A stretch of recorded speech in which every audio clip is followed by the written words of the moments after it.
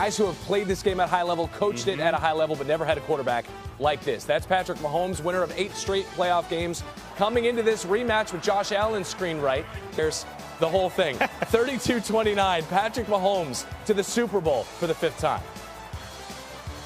It's just so hard to get to the Super Bowl, and I don't take it for granted. And to be able to do it again at Arrowhead was special. I mean, last year it was awesome. You get there and you win it, but you're at a different stadium. And then being able to win it at Arrowhead, and then you get that trophy on that stage, and you look around, and there's not a seat empty. It's not fun. But to beat the champs, you gotta to be the champs, you gotta beat the champs, and we didn't do it tonight. Heartbreaks for him, but there can only be one. We welcome in two men who know what it's like to be on this conference championship stage. Rex Ryan, Damian Woody. All right, Rex, Buffalo comes up short yet again in this moment against this team. What do the Bills need to actually, at some point in Josh Allen's life, beat the Chiefs in the playoffs? What do they need? I think first off, Josh Allen talked about, to beat the champs, you got to beat the champs. No, you got to knock the champs out. And you got to take it out of the judges' scorecards. You know what I'm saying? Mm-hmm. You have to knock them out. So any of this thing, because they're going to point to this call, that call, whatever. No, you got to knock them out. And unfortunately, they never did. I went in yesterday, I said they got to be up 2 scores. That's how you knock them out. And when there's it's just what happens. But this guy, Patrick Mahomes a hired killer. Andy Reid's a hired killer. And the game plan, Spagnuolo, hired killer. They were ready for the moment. Kincaid, not ready for the moment. You got to make this catch. Are you kidding me? You have to make the catch. But it's those little type of things, details, all that stuff matter. And if you're going to win, you got to knock them out. That's plain and simple. Yeah, I mean, we could sit here and talk about, we need to add at this position, that position. You had enough to get there. You got there. You was going blow for blow. But at some point, like you talked about, you just got to go out there and make the play. That's what you got to do. You got to go out there, whether it's Josh Allen, whether it's his other teammates, go make the play. Because guess what? The guy on the other side, he's going to make it. He's going to make it. And Josh Allen said it perfectly in the postgame. When you're facing the champs, you got to go beat the champs. You got to go make more plays than the champs. And so for me, we're going to reflect on all the plays that controversial, quote-unquote controversial plays that didn't happen. But ultimately, at the end of the day, number 15 wearing red made more plays. Yeah, 100%. And like I say, Steve Spagnuolo made a play. There's a coordinator right there that made a play at the end. And you know what? He said, if we're going down, no. We're going to go down, firing our gun. Yeah. And, I mean, that's this team. They've been there and done it. Yep. The other team, quite honestly, 0-4, we know head-to-head.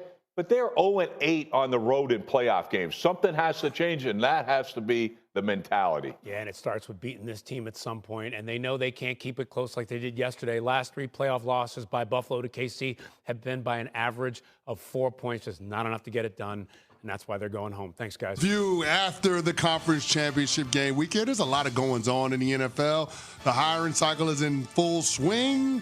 Pete Carroll landed the gig. How about that? Shout out to Pete Carroll and the Las Vegas Raiders for getting that done. East-West Shrine game going on. So we got a lot to get into. So, Javante, without further ado. Number 3. Shedeur Sanders was at the East-West Shrine game practices down in Frisco this weekend. It was reported that the Tennessee Titans, the Cleveland Browns, and the New York Giants, the top 3 teams picking in the NFL draft, told him not to practice at the East-West Shrine Bowl this week. Sanders had meetings with all 4 teams fired by one of his former Colorado teammates. Shedeur said this: I don't know where I'm going. Both could be off the board in the top 2 picks. That would shut out teams like the Giants, the Raiders, Jets, and the Saints from being able to get one of this year's top signal callers.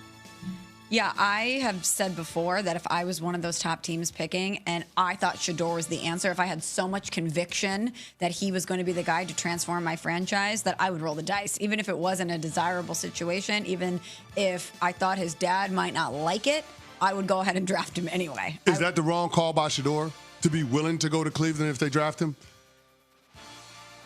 No, because that's a team that could put it together. How many times have we said that they feel like they're a quarterback away? Yeah. That's actually a better situation than some other places that he could end up. Evan? I think if he goes to Cleveland, he will be so loved and beloved that I think that it would be different than almost any other team he could go to. Now, that doesn't mean it's the right football fit. I just think that the Cleveland fan will fall in love with him within 2 seconds, and he will feel like he walks on water there because they are so desperate for the player and the person that he seemingly is. Yeah. And when I say the player, he's not spectacular. But guess what? Jalen Hurts is not spectacular. Jalen Hurts makes the right football plays over and over again, and that's what people say about Shedeur. That's what you need in this league. Just so happens the greatest of right now is both spectacular and makes the right plays in Mahomes. But I'm just saying, like, Jalen Hurts should be the one that everyone looks up to, and he could be like that. So you don't think it's the wrong football decision if Shedeur were to decide to go to Cleveland if they draft him? No, I don't. I don't either. I also, by the way, there's a lot of push now. Abdul Carter out of Penn State may go 1 or 2. A lot of people are starting to say that maybe he's the franchise player that the Titans were talking about. Believe half of what you see and none of what you hear this time. It's lying season in the NFL. Yeah, good point. Next. Number 2. Palpably unfair act. Apparently, that's what it states in the rule book when the penalty doesn't deter a team from committing the same act on the following play. That's what we got early in the fourth quarter in the NFC Championship game with the Eagles on the 1-yard line. We had 4 straight second-and-goal plays before the Eagles punched in a touchdown on the brotherly shove. Earlier in the game, Washington got a stop on the tush push by timing the snap and going over the top. Philly used the hard count on the first 3 attempts early in the fourth quarter, and the refs warned Washington that a touchdown would be awarded if they continued to jump the snap. What I don't understand is why the offense can, in effect, use the hard count, pushers for the ball carrier, and the threat of an awarded score as competitive advantages over the defense.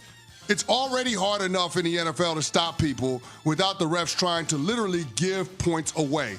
If you don't want the defense to jump off sides, then stop hard counting. I reject the idea of threatening the defense with awarding points to make it easier for the offense to score a touchdown. It's a ridiculous premise. The NFL has got it all wrong when it comes to this. The hard count is designed to get defenses to jump off sides.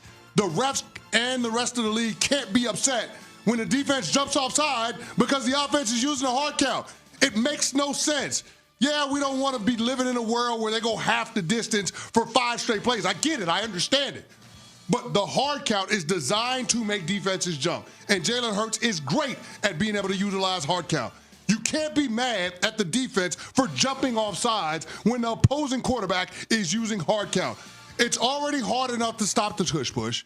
It's already hard enough to stop a ball carrier when he's got guys behind him pushing him. Mm-hmm. It's ridiculous for the refs to threaten the defense multiple times and saying, we're going to give them the touchdown if you keep jumping off sides. We know that they're using voice inflection to get you to jump off sides, but we're still saying you can't do it. It's stupid, Smalls. It's beyond stupid, and the NFL needs to change that in the rule book. Yeah, I was out watching that game, and I was eating chicken wings, so I was a little distracted. And I swear, I was mid-bite, and I go, did they just say they could award